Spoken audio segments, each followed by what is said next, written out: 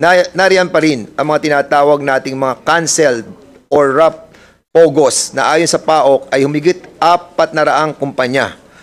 Bukod sa mga illegal na POGO, naitala rin ng PAGCOR na may halos 8,000 illegal na website at social media sites. Similar or Yes, sir. Those were the POGOs that were canceled during the transition from POGO to IGL 2023, sir. So, yung iba po, yung sinasabing 43, those who register, those were yung mga nag-register, sir. But the 402, hindi na po ito nag-register, sir. Number 1, to those who wish to propound questions to our resource persons, they shall have their names listed with the committee secretariat. Members will be recognized in the order that they appear in the list. Second, the first member for the minority to have their name listed in the first will be the first to interpolate, followed by the first member for the majority on the list. Each member will have 5 minutes to give their comments, manifestations, or ask their questions. The reply of the resource person is not counted in the 5-minute limit. The speaker, the deputy speakers, the majority leader, the minority leader, and the co-chairs may interject or ask questions at any time. A member who wishes to give their time to another member shall automatically forfeit their slot in the list and will only be listed back upon their request. A member who wishes to interpolate anew may have their name listed for the second round. Lastly, kindly be reminded to observe proper decorum and basic courtesy in our proceedings. Please address your questions to the co-chairs and wait to be recognized before interjecting, raising a point of clarification, or responding to a query. If there are no questions on the ground rules, we shall now proceed with the discussion. Okay, before we recognize the first interpolator, so members, so we will practice the tradition that minority and then majority, minority, majority. Doon po sa mga mag-interpolate. Before we proceed, allow the chair to ask a preliminary questions kay Chairman Altenco. Mr. Chair? Yes, ma'am. Point Castro. of inquiry lang po. Yes, what's the point of inquiry? Kasi related din kasi po, Mr. Chair, House Resolution, the resolution of Makabayan, which was referred in the Committee on Games. This is House Resolution 1524. Related po ito doon sa mga sexual harassment and other related crimes na in the POGO, di ba? And we have also filed House Bill 10525, which is totally banning POGO po. Filed during our recess, and hopefully today will be referred to maybe to our committees. So, Mr. Chair, may we manifest na maisama na rin po ito doon sa ating doon sa ating discussion, Mr. Chair. Okay, there is a manifestation. Is it a manifestation, point of inquiry, or a motion? At the same time, motion na rin, Mr. Chair. So you're to include considering to move these two House bills be tackled also on this issue in relation to our investigation of the POGOs. Yes, Mr. Chair. I That's haven't my read motion. the House bill yet. Mr. Chair. Point of order, Mr. Chair. Mr. Chair.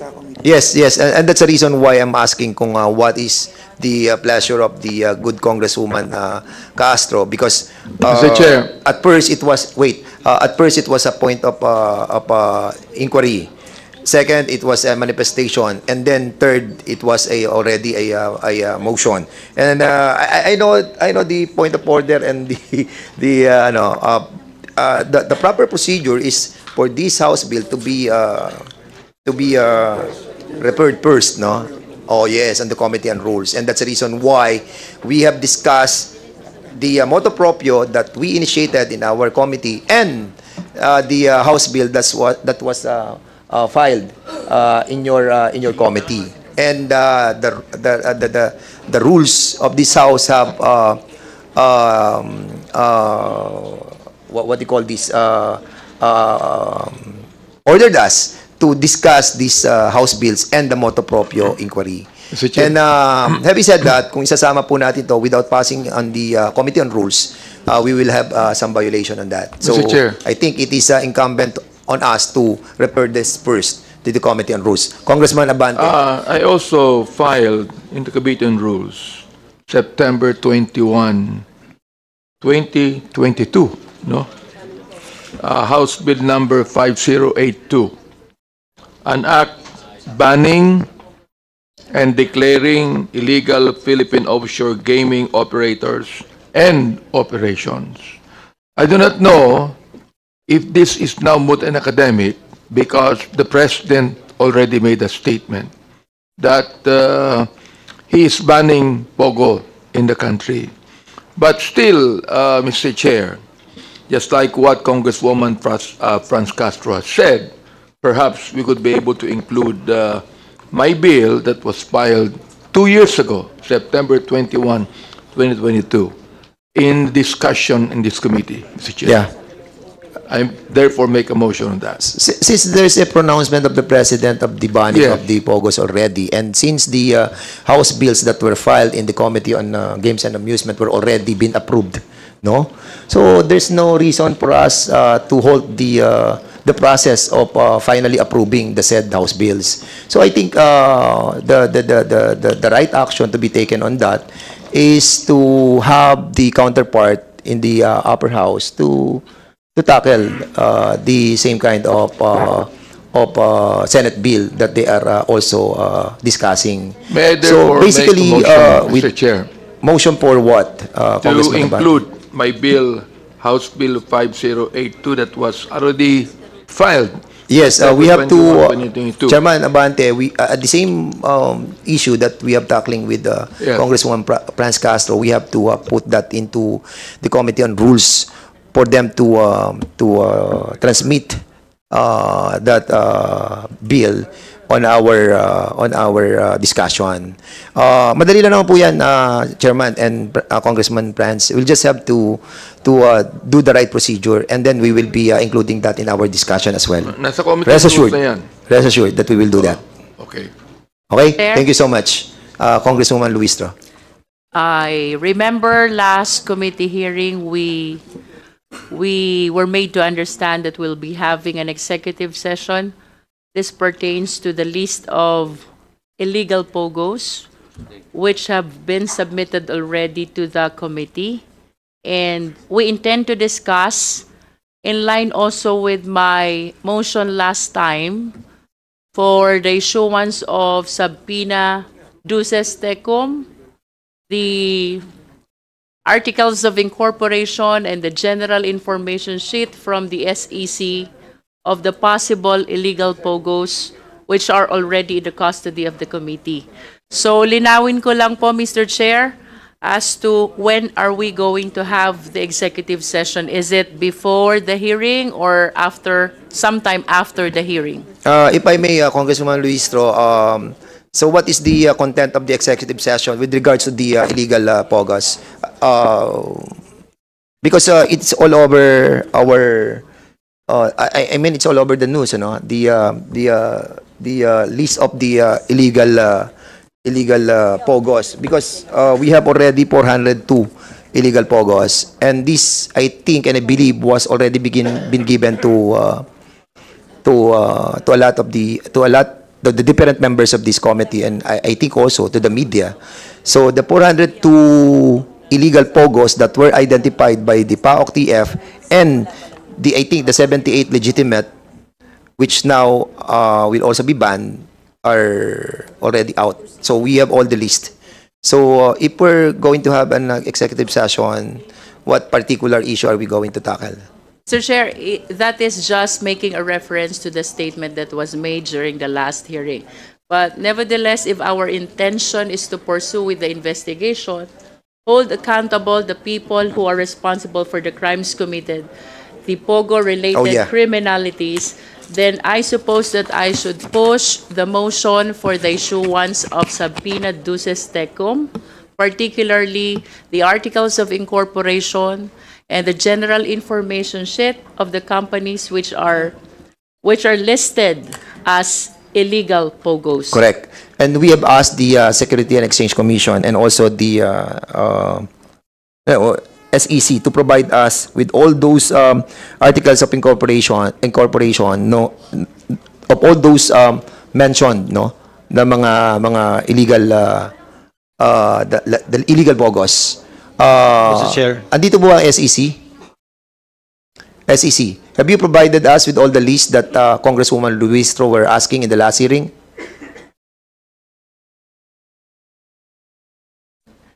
Please open your mic, please.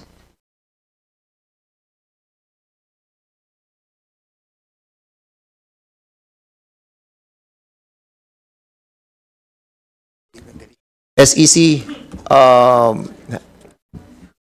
Chair, please reply. yeah, we have provided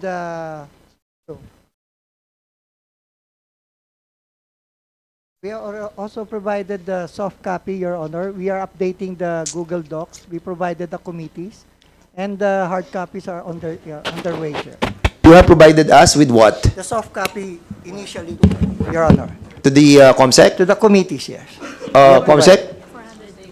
No, we were, SEC, we're talking about the 402 illegal pogos, ha? Yes, Your Honor. So We you have are- submitted to us? Yes, sir. Okay. And we're updating the Google Docs because it's the 400 is not. I think it's just about 250. Okay, wait. The COMSEC is hereby directed to reply to the answer of the Security and Exchange Commission. Mr. Chair, the SEC sent us an email with attached Google Drive link. We requested access, so we have not been able to check the contents of that Google Drive, Mr. Chair. Thank you. From the horse's mouth. So, hindi nyo pa binibigyan ng access para makita namin yung sinend ninyo. But, yes, sige, go ahead. Mr. Chair, we gave access to the official accounts of the committee. If personal accounts would be used to access this link, may we request the Secretary to provide us with the names of the accounts which will be accessing the drive so we can grant them access to these files, Mr. Chair. Pero you haven't bring any hard copy of the requested It's documents. No. What I'm asking is, have you provided this committee with a hard copy? 402 corporations lang naman yan eh. Have you provided us? Mr. Chair, it's already on the way. We will be providing It's already what? on the way here, Mr. Chair. Mr. Chair. July 17, when we asked you to give us the documents pertaining to the request of Congresswoman Luistro, and you're telling us that on the way pa lang sila, those voluminous documents that you will be submitting us will be given also to the members. How can we check all these documents kung dadalhin on the way pa lang siya ngayon during the hearing? You're wasting our time, SEC. Ha?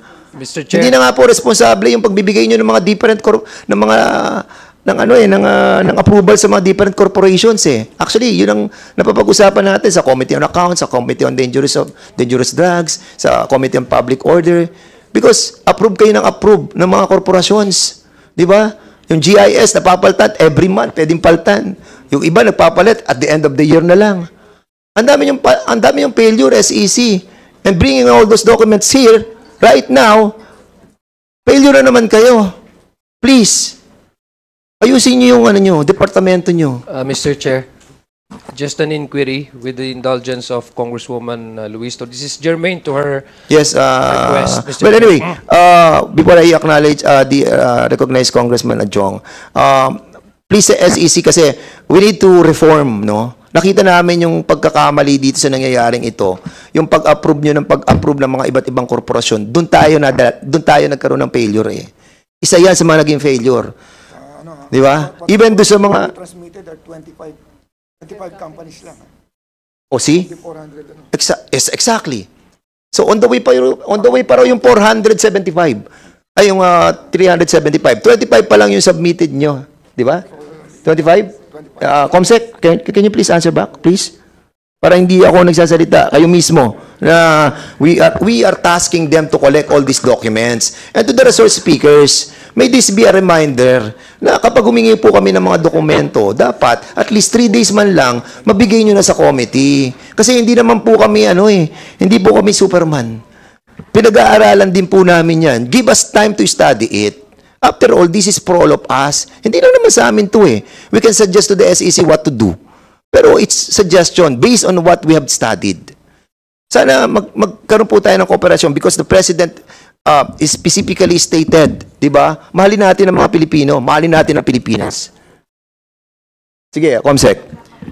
On the part of the Committee on Games and Amusements, 25 companies, the documents of the 25 companies were emailed to the committee. Ay, nako. Sige, anyway, Just an the Chair would like to acknowledge the presence of Congressman Representative Crispin Diego Ping Remulla, the Vice Chair from the 7th District of Cavite. So before I recognize Congressman Richard, Congressman Adjong. Thank you, Mr. Chair, ako yung third. Yes, thank you very much, Mr. Chair. Just so that we be on the same page. I remember last hearing when we were asking about the list of illegal POGO operators, we were not giving a copy of that precisely because the reason that I don't know if Pagcor is here. Chairman, correct me if I'm wrong. I think one of the members present during last hearing discussion, I think it was Congresswoman Castro when she was asking about the list of illegal companies, POGO. And the reply was given to her was that they simply do not have the list of illegal POGOs simply because they're illegal. Now, are we made to believe now that we have a list of incorporators of all the illegal POGOs since the last time that we received a reply is that they simply do not have the list? No, Congressman Adjong. The last time that we were discussing about the list of those illegal POGOs, we have the copy. I presented it because Chairman ng PAOK-TF gave us the copies. And I told the members that I have the copies. And I told the SEC and even the BPLO during that time that I have the copy. You just have to coordinate with the COMSEC for them to find out these 402 illegal POGOs. So meron na po tayong communication to all the members and to the resource persons that we have all the copies of the 402 illegal POGOs. So a follow-up lang question para maklaro lang po. No? May I ask Chairman Tenko, I remember I also asked you about the illegal POGO operations. Ang na-reply po is wala ho kayong listahan. Is this the same illegal POGO companies that been operating listed under with the documents of incorporators na nasa nasa SEC po? Congressman Adjong, kasi I think kasi the right person to be asked with that question is the PAOK-TF because the illegal POGOs that we are talking about came from the PAOK-TF, not from the PAGCOR. Sige. Apologies for that kasi the question was directed to Chairman Atenco. So sa PAOK-TF, are these legal POGOs similar with in your list ba? In your documents, similar with the list of illegal POGOs by the SEC? Similar or? Yes, sir. Those were the POGOs that were canceled during the transition from POGO to IGL. That was July 2023, sir. So, yung iba po, yung sinasabing 43, those who registered, those were yung mga nag-register, sir. But the 402, hindi na po ito nag-register, sir. So, ito, sir, yung hinanapan po namin and we gather intel report that those 402 were still operating despite hindi po sila nagparehistro sa PAGCOR. Thank you, Mr. Chair. Para klaro po yung usapan before we proceed. Thank you so much, Congressman Adjong. Congressman PM Vargas and then Congressman Gomez. Please. Okay, thank you, Mr. Chair. To further reinforce the request of Congressman Luistro, perhaps the SEC can submit not just the current GISs and current corporate documents, but even from inception of those corporations. Because if we are after the people who are actually behind this, as you stated in your introductory remarks, then we need to know the history of each company. Because in every month, as you said, you can replace the owners of the GISs. There can be substitutions of the owners. So, yun, I so move, Mr. Chair. Saka hindi sila required to submit the, for example, you wanted to change the yung GIS, no? Hindi sila required to submit right away. Walang notification. Talagang at the end of the year, saka pa lang sila sasubmit ng mga submission ng news to GIS, kung nakapagpalit na silang ilang beses. Hindi natin yun na clarify. Congressman Gomez, please. Thank you, Mr. Chair. On the same line, also with regards to our executive session, I remember two things, no? Pinag-uusapan natin, Mr. Chair, na yung illegal pogos, there are about mga 43 according to Yusek Cruz. Tama po ba? That's 43. Hindi, yung 43 na existing na lang, sorry, yung license na 43. Yes, sir. Okay. Yes, sir. On the second note, Mr. Chair, the reason na importante yung ating executive session kasi ang magiging worry ngayon is baka yung 43 biglang dumami na yun, yung Pogo nilipat sa IGL.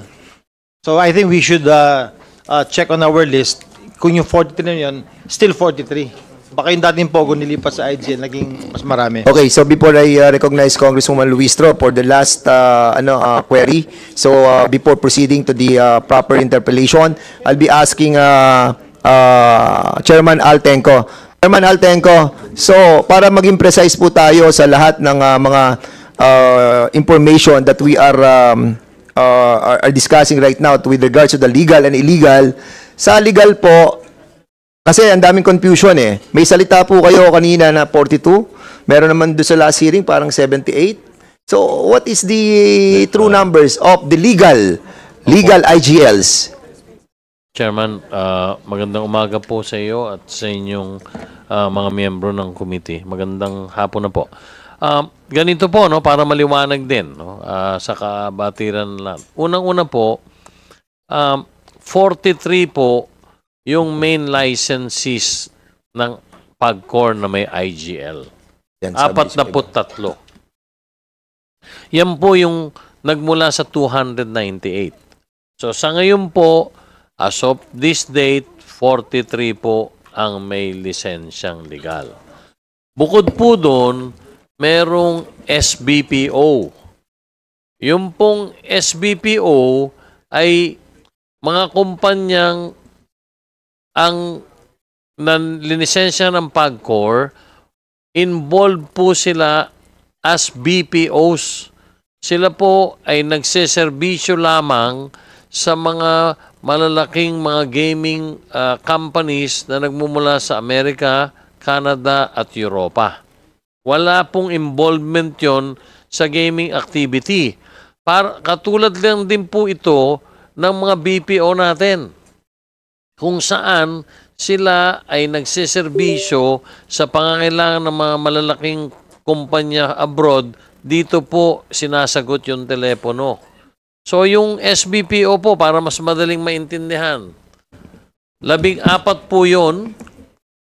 Halimbawa po ay gagamit na ako ng pangalan, ABC Casino, halimbawa sa Amerika.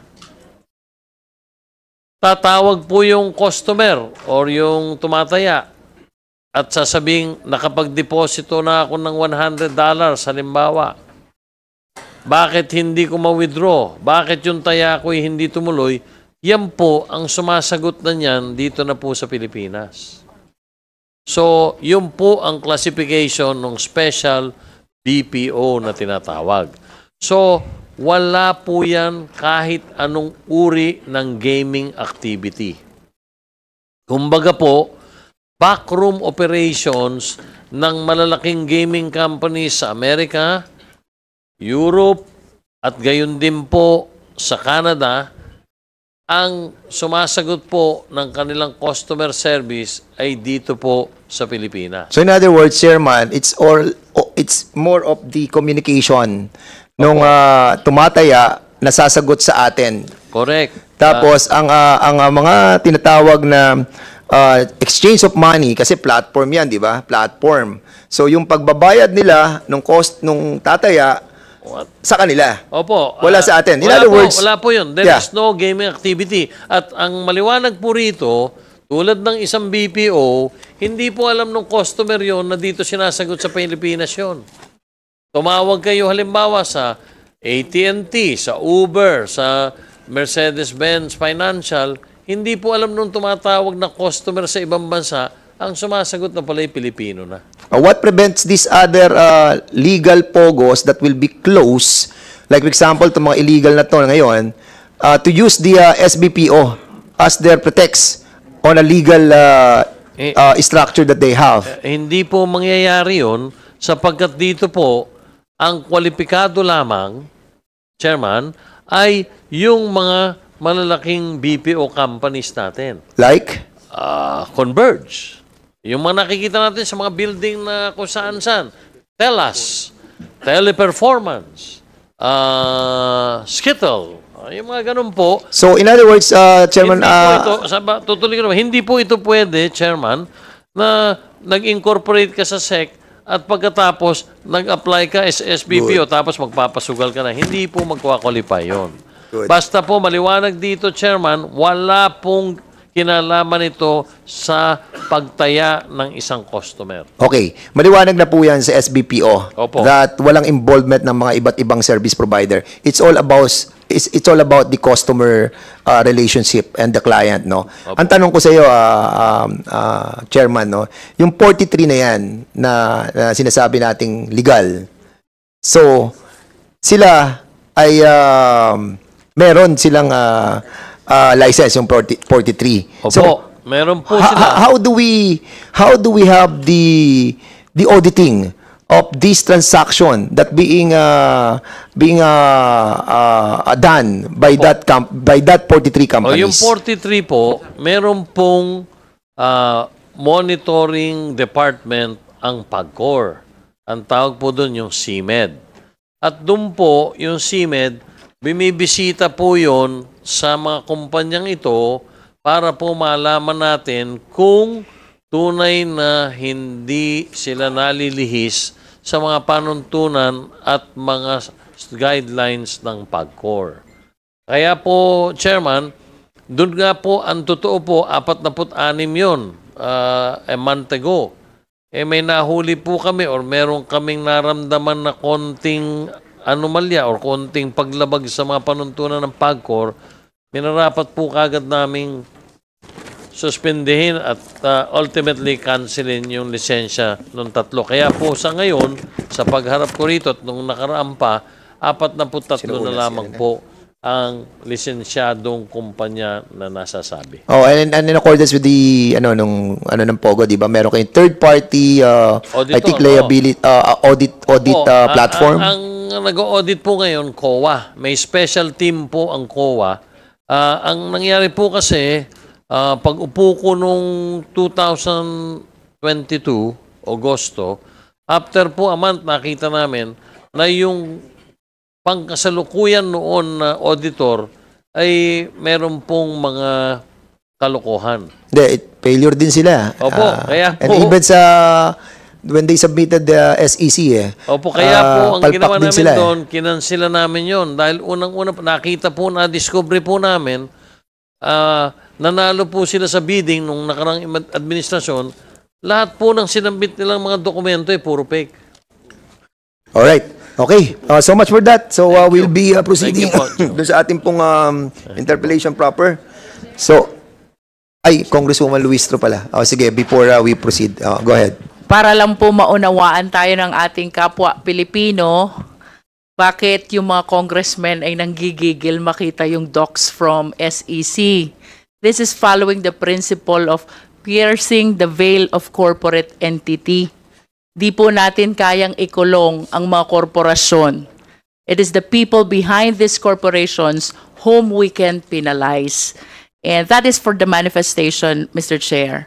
And to address the concern of the Honorable Palma, may we include, apart from the Articles of Incorporation, which shows the first set of directors, all the GIS instead of the current GIS. That is, if we wish to trace back all the people who have been with the company during the past operation. And finally, Mr. Chair, I just want to remind the committee of also our pending request with the Bureau of Immigration and the Bureau of Internal Revenue. This is with regards to the issuance of working visa and the registration for income tax purposes, Mr. Chair. BIR and Immigration, they're here. We have invited BIR and Immigration. Are they here? BIR, we have asked for that documents. Have you submitted it?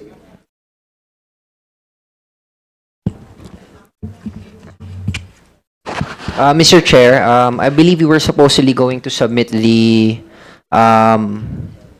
during the executive session. The alpha list po kasi submitted to us is unfortunately covered by the non-disclosure of information clause of the law under Section 270 of Republic Act 8424. That's on pain of imprisonment po.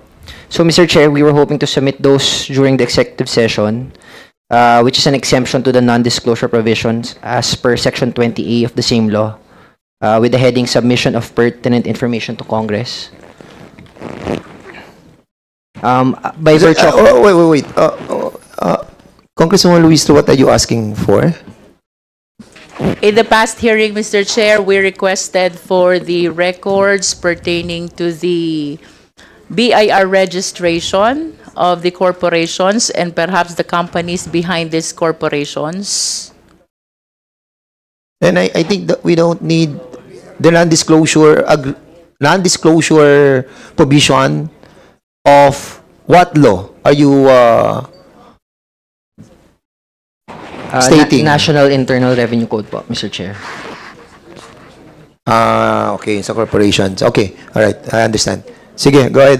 So you want to give all those documents in a executive session?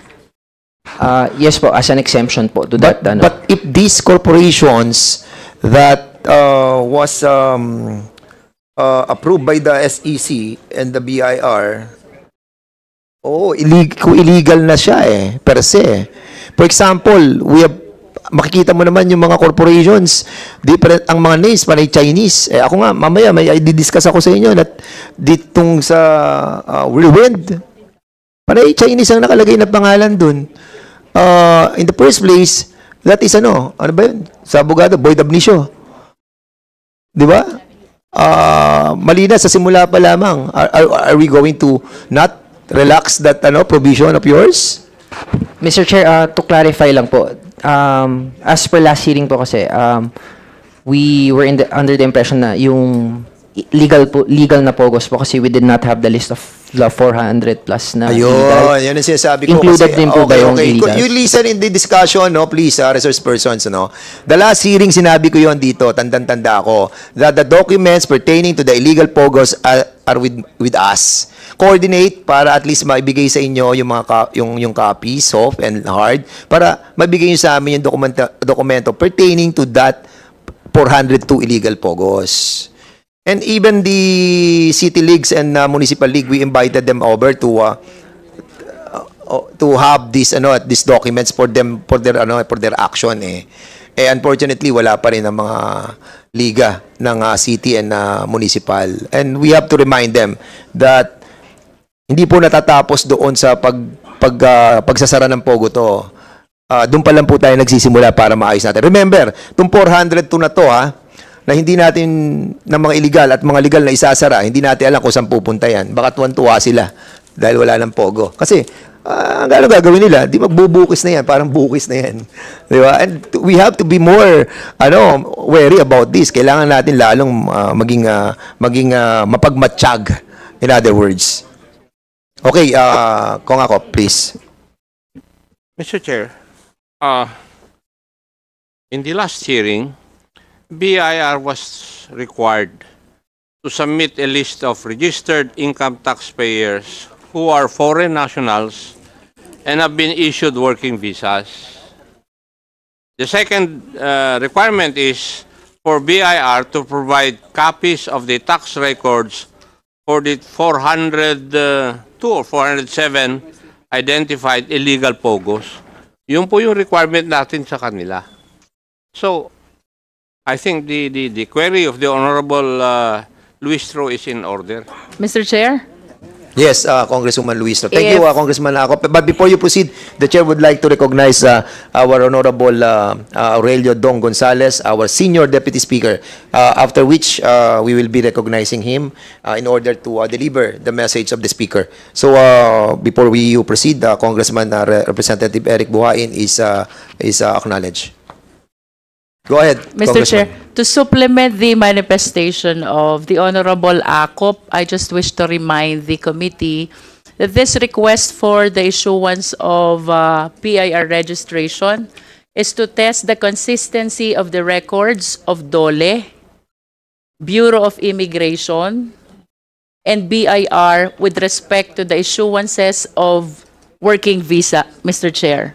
So I confirm the manifestation of the Honorable Akop that the initial document which are being requested are the records of those foreign nationals who are registered with the BIR. That's for one. And the second is the BIR registration of the 400 plus illegal POGOs. Mr. Chair.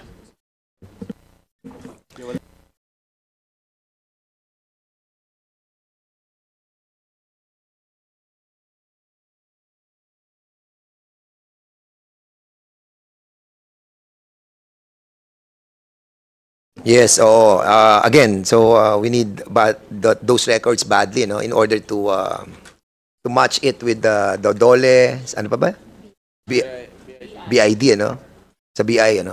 Okay, so after papunta na lang po dito, bibigay po namin sa inyo yung record para SEC and BIR.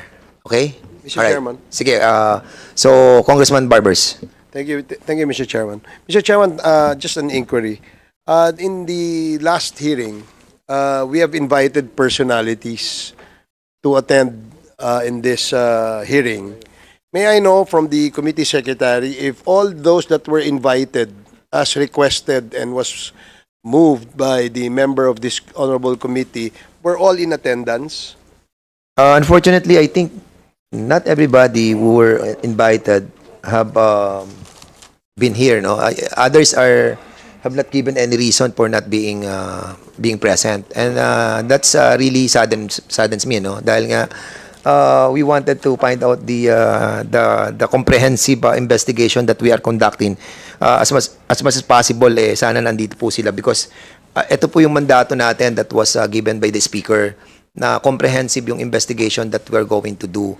But with continuing not attending this hearing, I think it's up to the members on Yeah, what, just to mention what a few, Mr. Chairman, Miss Andrea Domingo was invited, Attorney Harry Roque was also invited, Mr. Dennis Conanan, and Mr. Cassandra Leong was also invited.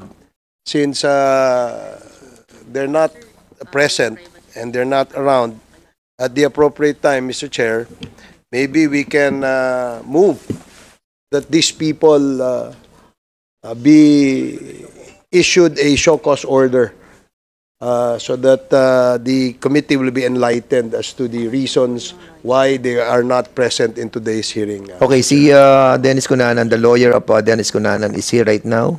So meron siya pong letter dito, explanation on why he is not around. So maybe you can ask later on the lawyer. Si Cassandra Leong ba yan? Wala rin siya, walang explanation. Wala explanation.